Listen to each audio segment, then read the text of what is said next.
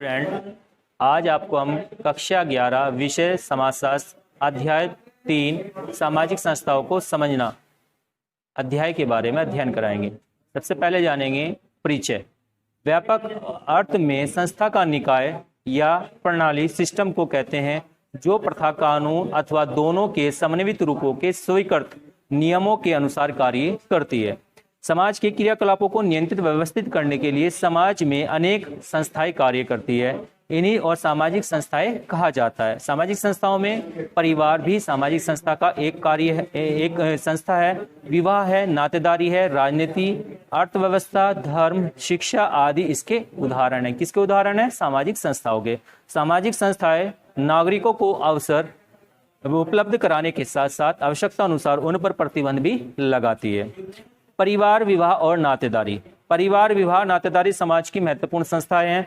ये और समाज के उपयुक्त संचालन में अपना योगदान देती है। इन संस्थाओं का अस्तित्व बहुत पहले ही हो रहा है और आज भी संस्थाएं अपने और कुछ और स्वरूपगत परिवर्तनों के साथ विद्यमान हैं। परिवार क्या है?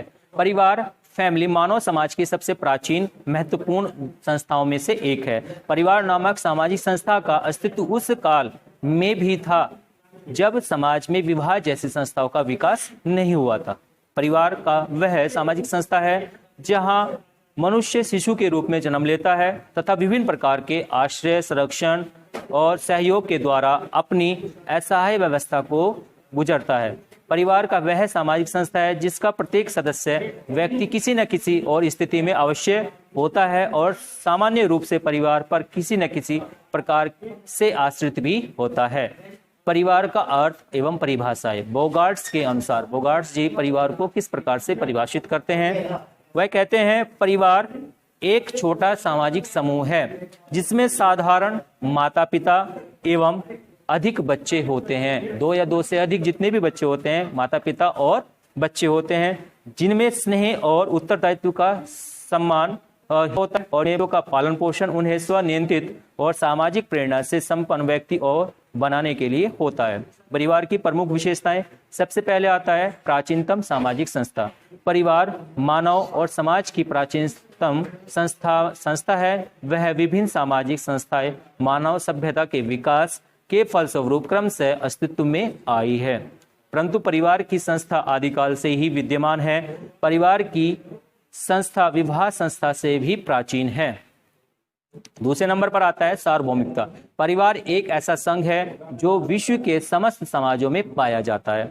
यदि हम अतिकालीन इतिहास का अध्ययन करें तो हमें ज्ञात होगा आदिकाल से ही परिवार का अस्तित्व चला आ रहा है। इसके स्वरूप में अवश्य और परिवर्तन आया है, परंतु और यह और सभी समाजों में और आज भी पाया जाता है। इसलिए और यह कहा जाता है कि परिवार विश्व में और पाए जाने वाली एक सार्वभौमिक इकाई है। नेक्स्ट है हमारे पास रक्त संबंध। परिवार के अंतर्गत जितने भी संबंधी होते हैं उनमें आपस में एक दूसरे के साथ रक्त का संबंध पाया जाता है, जिसके विभिन्न सदस्य एक दूसरे के साथ परस्पर रक्त संबंधों द्वारा जुड़े होते हैं, जिसे हम परिवार कहते हैं। नेक्स्ट है हमारे पास निवास स्थान। परिवार की एक महत्वपूर्ण विशेषता स्थायी निवास स्थान है। परिवार के समस्त सदस्य अपनी शारीरिक सुरक्षा विभिन्न सुविधाओं के लिए एक ही घर या निवास स्थान में रहते हैं। निवास स्थान में परिवार के अंतर्गत जितने भी संबंधी होते हैं, जिनके अंतर्गत आपस में रक्त का संबंध पाया जाता है, वह एक ही छत के नीचे और एक साथ रहते हैं। आवश्यकता पड़ने पर नौकरी के लिए परिवार का कोई भी व्यक्ति अगर घर से बाहर चला जाए तो परिवार की समाप्ति नहीं होती है और इस प्रकार का जाना अस्थायी जाना कहलाता है। खाना बदोश परिवार भी और एक समय एक साथ ही एक स्थान पर रहते हैं। आर्थिक सुरक्षा नेक्स्ट है हमारे पास। प्रत्येक परिवार अपने सदस्यों को शारीरिक सुरक्षा प्रदान करता है, अस्वस्थ होने पर उपचार की व्यवस्था कराता है। प्रत्येक सदस्य के भोजन की व्यवस्था करना भी परिवार का कार्य है। परिवार में श्रम विभाजन के नियमों का अनुसरण होता है, अनुपालन किया जाता है, अनुसरण किया जाता है।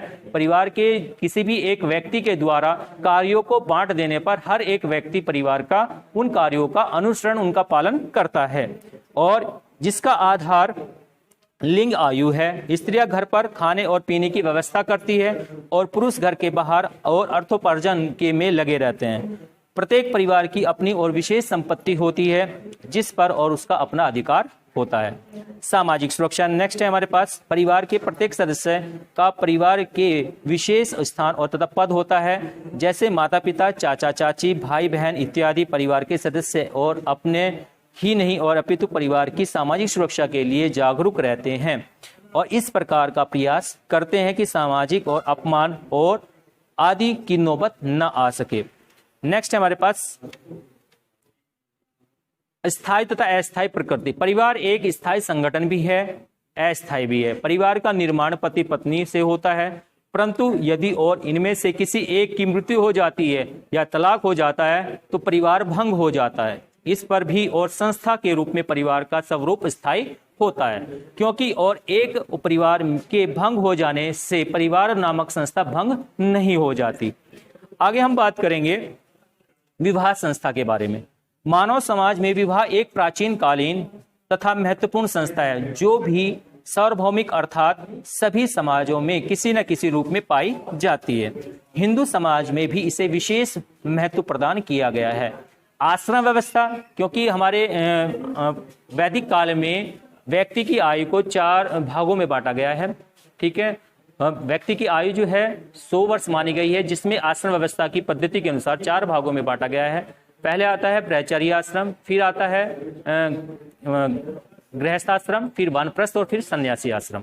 उसके बारे में बताया गया है कि आश्रम व्यवस्था यानी कि परिवार संस्था की स्थापना के लिए आश्रम व्यवस्था और आश्रम व्यवस्था में गृहस्थ और आश्रम को महत्वपूर्ण स्थान दिया गया है। प्रवेश करना एक अनिवार्य और क्रम और ठहराया गया है। परिवार का निर्माण करने के लिए आश्रम व्यवस्था में गृहस्थ आश्रम में प्रवेश करना और परिवार के निर्माण में महत्वपूर्ण योगदान देता है। साथ ही साथ प्राय विवाह का मुख्य और उद्देश्य स्त्री और पुरुष के यौन संबंधों को नियंत्रित और नियमित करना भी और माना जाता है। विवाह का अर्थ एवं परिभाषा है। आगे बात करते हैं वैसे भी और सभी और स्त्री और पुरुष और विवाह नामक सामाजिक संस्थाएं में भली भांति परिचित है और फिर भी समाजशास्त्र अध्ययन के लिए एक निश्चित और परिभाषा प्रस्तुत और करनी आवश्यक है। इसमें बताया गया, बोगार्ट जी कहते हैं कि विवाह स्त्री और पुरुषों को पारिवारिक और जीवन में प्रवेश करने वाली क्या है, संस्था है। यानी कि पुरुष और स्त्री और पुरुष का स्त्री और पुरुष का सामाजिक जीवन में या पारिवारिक जीवन में प्रवेश करना ही सामाजिक संस्था कहलाती है।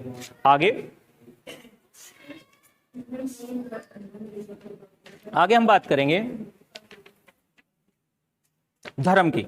धर्म में क्या होता है कि प्रत्येक सामाजिक और व्यक्ति धर्म से अनिवार्य रूप से परिचित होता है तथा किसी न किसी रूप में अपने और जीवन में धार्मिक क्रियाओं को भी और संपन्न कराता है, परंतु फिर भी धर्म का और अर्थ एकाएक स्पष्ट कर देना प्राय सरल नहीं होता। धर्म की अवधारणा एक जटिल बहुपक्षीय है और जिसका वर्णन कुछ सीमित शब्दों में करना प्राय कठिन होता है। यूं तो और विश्व में अनेक धर्मों की स्थापना हुई है, परंतु वास्तव में धर्म एक धार्मिक प्रवृत्ति और कब कहीं और एक समान ही है और अंतर और बाह्य रूप से है। धर्मों को अलग अलग नाम देना धर्मवाद प्रतीक होता है। धर्म का अर्थ एवं परिभाषा है। धर्म को अंग्रेजी में रिलीजन कहते हैं, जो कि लैटिन भाषा के और रिलीजो नामक शब्द से लिया गया है, जिसका अर्थ बांधना होता है। और इस प्रकार शाब्दिक अर्थों में धर्म का अभिप्राय एक सांस्कृतिक और प्रतिपादन के रूप में मनुष्य और ईश्वर या अलौकिक शक्ति को एक दूसरे को बांधते और जोड़ते हैं। अन्य शब्दों में धर्म मनुष्य की युगों से विद्यमान उस श्रद्धा का नाम है जो सर्वशक्तिमान के प्रति होती है। धर्म के प्रमुख तत्व, पहला आता है पवित्र विश्वास। धर्म में सबसे पहले अगर हम स्थापित करना चाहते हैं तो पवित्र विश्वास का होना आवश्यक होता है। मानवीय ज्ञान और को 2 भागों में विभाजित किया जा सकता है, प्राकृतिक और पवित्र। प्राकृतिक घटनाओं को हम प्रत्यक्ष रूप से देख सकते हैं, जैसे बिजली का गिरना, भूकंप का आना, पेड़ आदि नदी, और इनका स्वरूप पूर्णतः और इति और प्रतात्मक होता है। दूसरा है संवेगात्मक भावनाएं क्या होती है, इमोशंस जिसे कहते हैं हम। पवित्र विश्वासों में दृढ़ और श्रद्धा उत्पन्न करने में सबसे महत्वपूर्ण भूमिका इमोशंस की होती है, संवेगात्मक विश्वासों की होती है, भावनाओं की होती है। प्रेम और भय इसके प्रमुख आधार होते हैं।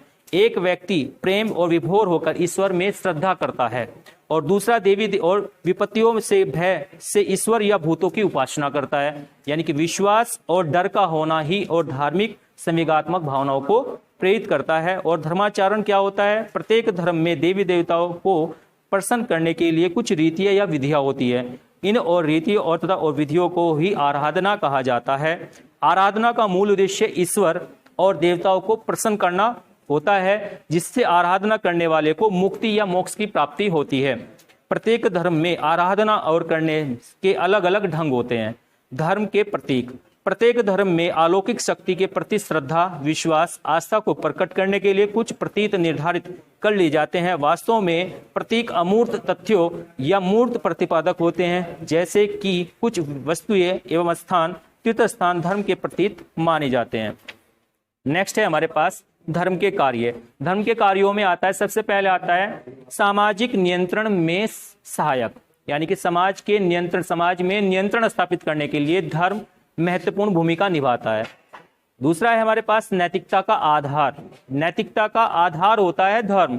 तीसरा है संस्कृति का अंग। संस्कृति को बनाए रखने में धर्म की महत्वपूर्ण भूमिका होती है। मानसिक तनाव को कम करना। जब व्यक्ति अवसाद में होता है, उस अवसाद को कम करने के लिए व्यक्ति धर्म से जुड़े हुए कार्यों को करने पर अवसाद से निजात पाता है। तो मानसिक तनाव को कम करने में धर्म भी महत्वपूर्ण भूमिका निभाता है। नेक्स्ट हमारे पास है सामाजिक एकता में वृद्धि करना। सभी लोगों को धार्मिक भावनाओं का आधार पर जोड़ा जा सकता है, इकट्ठा किया जा सकता है और समाज में एकता बनाए रखने के लिए धर्म से संबंधित कार्यों को कर हम व्यक्तियों को इकट्ठा कर सकते हैं। नेक्स्ट है हमारे पास परिवार की और एकता को मजबूत करना। धर्म के आधार पर जितने भी दैनिक कार्य होते हैं, पूजा पाठ होते हैं, उनमें सभी लोग इकट्ठे होकर जो दैनिक कार्यों में या किसी भी प्रकार के धार्मिक कार्यों में अपनी सहभागिता को पूरा करते हैं और जिससे परिवार में एकता और मजबूती आती है। नेक्स्ट है कलात्मक विकास में योगदान देना। धर्म का कला के विकास में अपना विशेष योगदान होता है। धर्म में प्रेरित होकर अनेक काव्य और कथा ग्रंथों की रचना हुई है। नेक्स्ट हमारे पास आता है शिक्षा। शिक्षा भी सामाजिक संस्था का एक रूप है और सामाजिक संस्था में शिक्षा की महत्वपूर्ण और भूमिका है। शिक्षा वास्तव में एक जटिल बहुपक्षीय प्रक्रिया है। शिक्षा के माध्यम से व्यक्ति की निहित शक्तियों एवं अक्षमताओं का विकास होता है। शिक्षा से द्वारा ही मनुष्य प्राणी से इंसान सामाजिक और प्राणी बनता है। शिक्षा का संबंध मनुष्य के जीवन के विभिन्न अथवा यह कहा जाए कि समस्त पक्षों से है, जिससे मनुष्य का शारीरिक और संवेगात्मक, मानसिक, चरित्रात्मक और विकास होता है। यह शिक्षा का व्यापक अर्थ है। इस और अर्थ के अनुसार शिक्षा मनुष्य के पूरे जीवन भर चलती रहती है। शिक्षा जो है एक जीवन पर्यंत चलने वाली प्रक्रिया है जो व्यक्ति के जन्म से लेकर और मृत्यु तक लगातार चलती रहती है। शिक्षा को प्राप्त करने का कोई समय नहीं होता है। व्यक्ति जब जन्म लेता है और मृत्यु तक कुछ न कुछ जीवन में सीखता चला जाता है। तो इस प्रकार से शिक्षा जीवन पर्यंत चलने वाली एक प्रक्रिया है और जिससे विभिन्न और अनेक बार शिक्षा को संकुचित अर्थों में प्रतिपादित किया जा सकता है। संकुचित अर्थ में शिक्षा का आशय स्कूल, पाठशाला, महाविद्यालय, विश्वविद्यालय में होने वाले अध्ययन अध्यापन से होता है। यह और सीमित होती है तथा एक समय पर आकर समाप्त हो जाती है, जिसे औपचारिक शिक्षा भी कहा जाता है। शिक्षा का अर्थ एवं परिभाषाएं अपने आप में एक और अत्यधिक और व्यापक और जटिल प्रक्रिया है जो किसी न किसी रूप में जीवन पर्यंत चलने वाली है या चलती रहती है। इस स्थिति में शिक्षा का अर्थ भी व्यापक, बहुपक्षीय, कुछ हद तक विश्वासास्पद होना स्वाभाविक है। भिन्न भिन्न और तथा दृष्टिकोणों से शिक्षा के भिन्न भिन्न पक्षों को ध्यान में रखते हुए इसके और अर्थ को निर्धारित किया गया। शास्त्र के व्यक्तिगत दृष्टिकोण से शिक्षा को विविधता प्रदान किया। इस स्थिति शिक्षा के भौतिक और अन्य के और पक्षों से शिक्षा के अर्थ का विवेचन प्रासंगिक है। मुख्य प्रचलित शिक्षा के की चर्चा किसी के छोटे अर्थ और व्यापक अर्थ के व्यापक अर्थ को समझाने के लिए शिक्षा और करना आवश्यक है। शिक्षा का शाब्दिक प्रत्येक का कुछ न कुछ रखा जाए। यह सार्थक के लिए चात्मक और नाम है। अतः नाम शाब्दिक को जान लेने में व्यापक और जानकारी होती है। हमें शिक्षा के अर्थ का निर्धारण करना है। अतः हिंदी के शब्द और शिक्षा और अनेक और अंग्रेजी पर्यायवाची एजुकेशन और व्युत्पत्ति मूलक अर्थ जानना और हमारे लिए अभिष्ट होगा। शिक्षा का व्युत्पत्ति मूलक अर्थ क्या है? हिंदी भाषा में प्रयोग होने वाला शब्द शिक्षा वास्तव में संस्कृत भाषा से लिया गया है। संस्कृत भाषा में इसका संबंध शिक और धातु से है। संस्कृत भाषा में और धातु का आशय ज्ञान ग्रहण करने तथा विद्या और प्राप्त करने से है।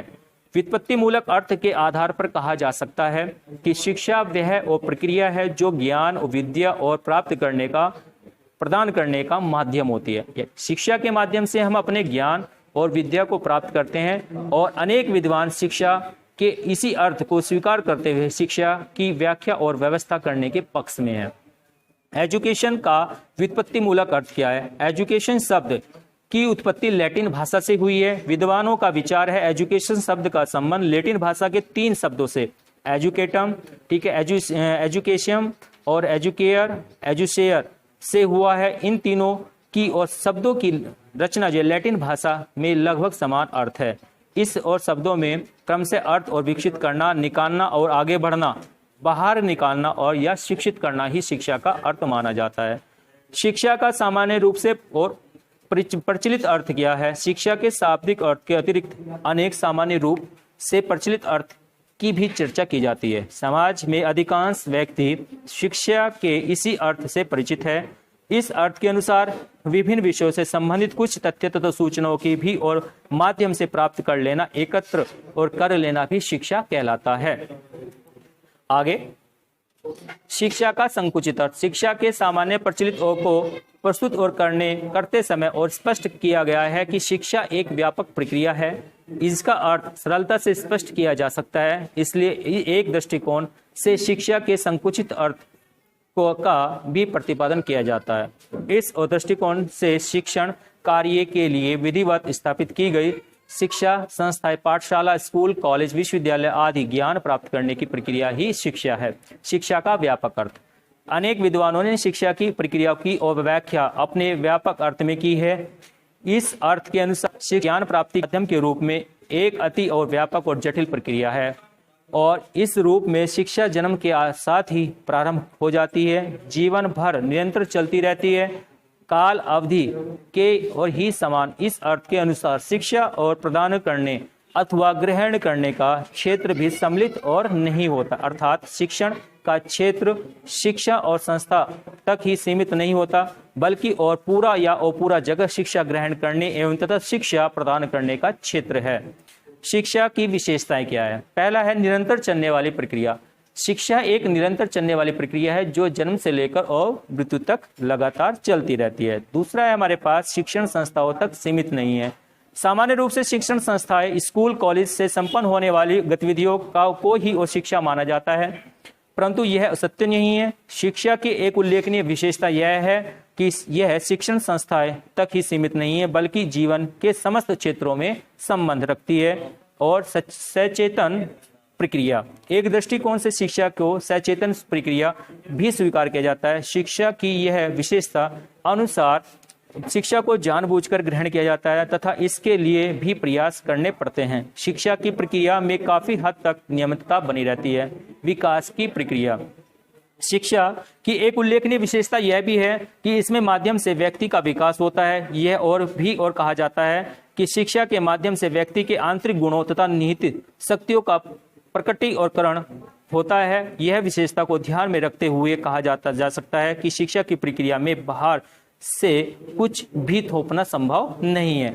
आजीवन चलने वाली प्रक्रिया। जैसा भी और पहले स्पष्ट किया जा चुका है कि शिक्षा केवल स्कूल, कॉलेज आदि और शिक्षण संस्थाओं तक ही सीमित नहीं, बल्कि जीवन के समस्त क्षेत्र में शिक्षा प्रदान करने और में महत्वपूर्ण भूमिका निभाते हैं। इस दृष्टिकोण को स्वीकार कर लेने के से स्पष्ट रूप से कहा जा सकता है कि शिक्षा जीवन और भर चलने वाली प्रक्रिया है। जन्म से ही और प्रारंभ हो जाती है, मृत्यु तक किसी न किसी रूप में चलती रहती है।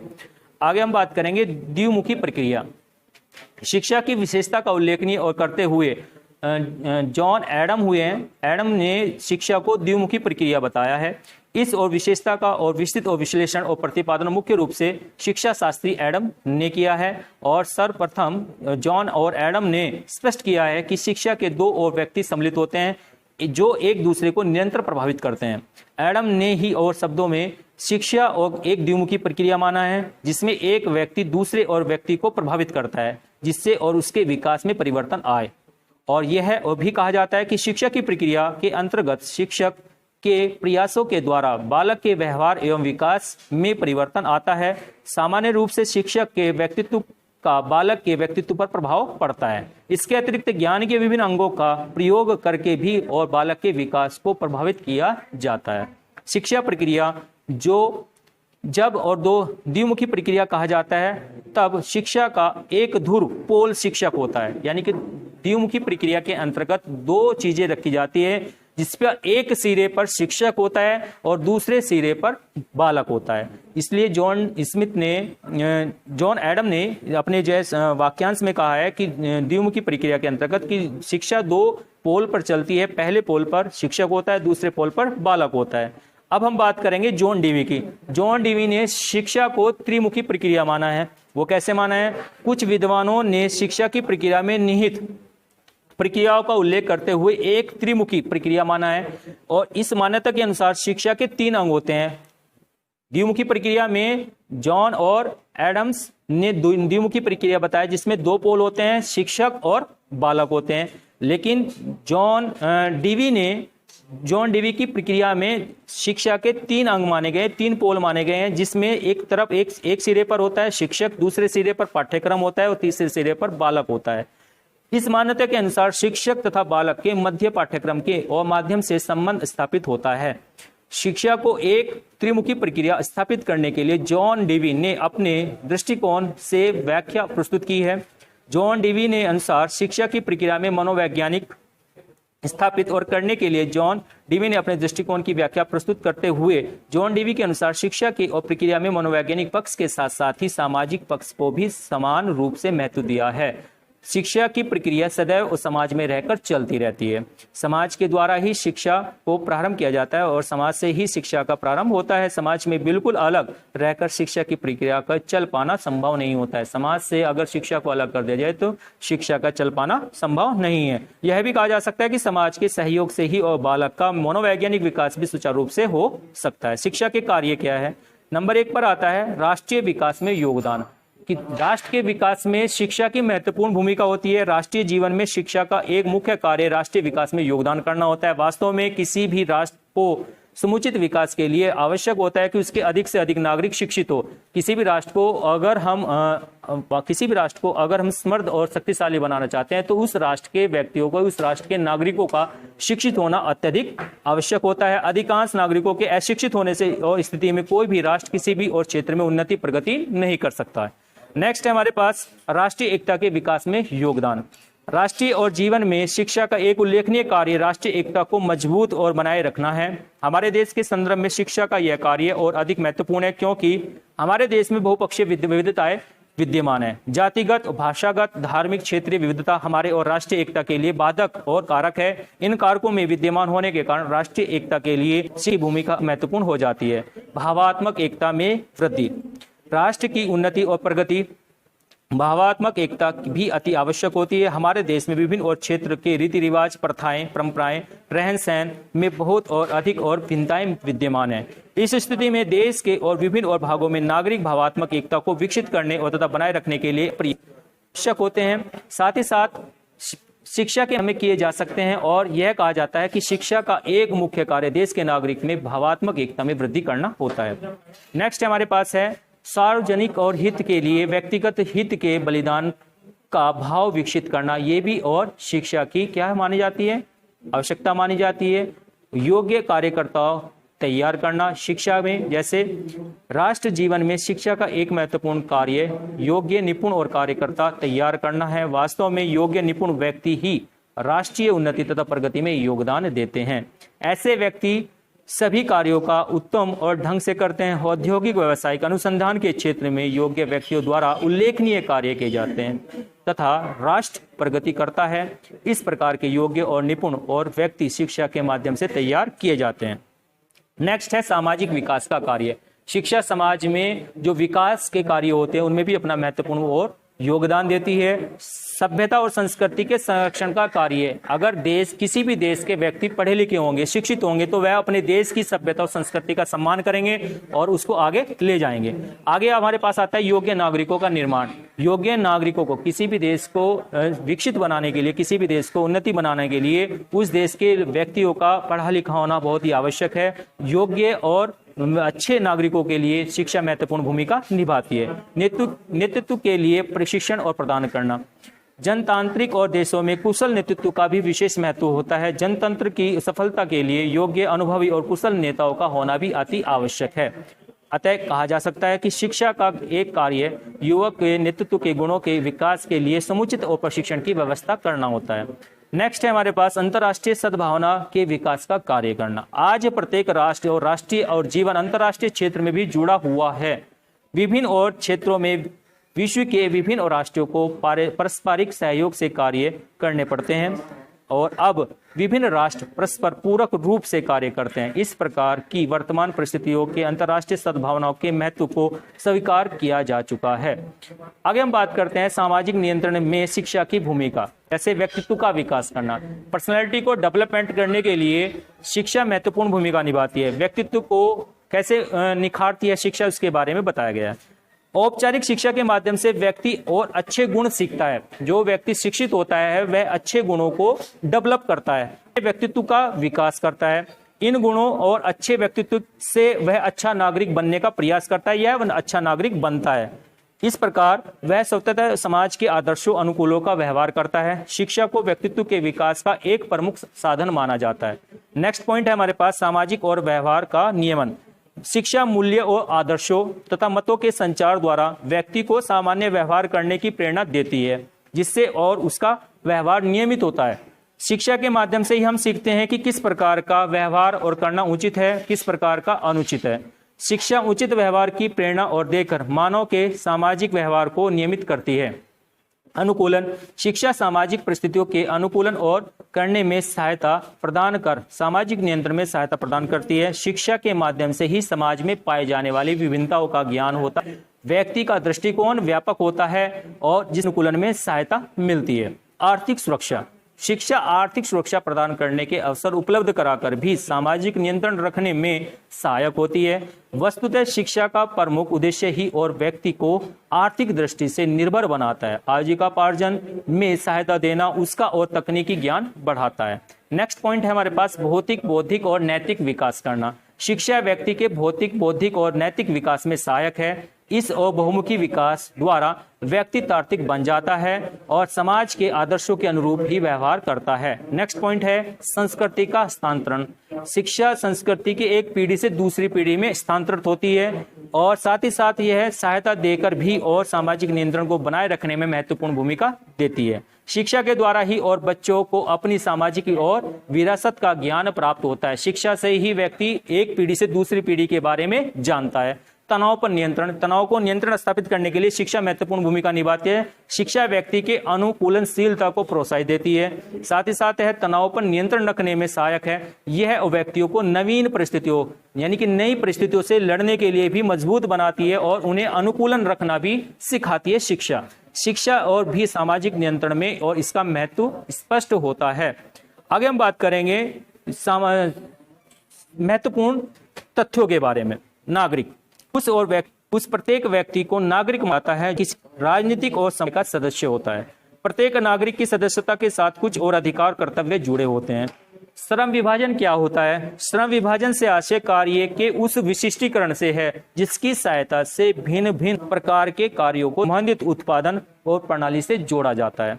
प्रत्येक समाज के श्रम विभाजन की कुछ न कुछ निर्धारित और अवस्था आवश्यक है। जैसे जैसे सामाजिक या औद्योगिक विकास हुआ है वैसे वैसे पूर्व प्रचलित व्यवस्था की तुलना में श्रम विभाजन की व्यवस्था जटिल से जटिल हो रही है। आगे हम बात करेंगे आनुभाविक जांच क्या होता है। आनुभाविक जांच से आशय उस और तथ्यात्मक जांच से है जो समाज से जैसे किसी निश्चित क्षेत्र से संबंधित है। अंतर विभाग के समाज में विवाह से संबंधित एक नियम है जिसमें व्यक्ति के किसी और विशेष जाति, वर्ग, जनजाति और विवाह का निर्देश या बाध्यता होती है। विवाह विवाह से संबंधित एक नियम है जिसके अनुसार व्यक्ति को संबंधित समूह पहाड़ यानी कि जाति से विवाह करने का निर्देश या बाध्यता होती है। आगे बात करते हैं वैधता। राजनीतिक व्यवस्था के न्यायपूर्ण या वैधानिक होने की आस्था को राजनीतिक व्यवस्था या वैधता कहा जाता है। एक विवाह में एक पुरुष पति तथा एक स्त्री और पत्नी ही रहते हैं, जिसे एक विवाह कहा जाता है। बहुविवाह, इस विवाह में पुरुष से एक से अधिक पत्नी या महिला एक से अधिक और पति होते हैं। आगे हम बात करते हैं सेवा उद्योग क्या होता है। उन उद्योगों को सेवा उद्योग के रूप में माना जाता है जो वस्तुओं के उत्पादन या निर्माण से संबंधित होकर और उपयोगी और सेवाएं उपलब्ध कराने से संबंधित हो।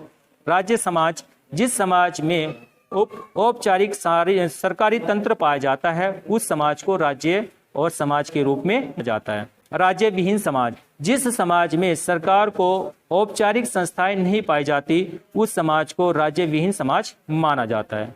तो बच्चों, आज ये अध्याय आपका कंप्लीट हो गया। आप इसको अच्छे से रीड करें और समझें और अच्छे से इसको अपनी कॉपी में नोट करें। Thank you.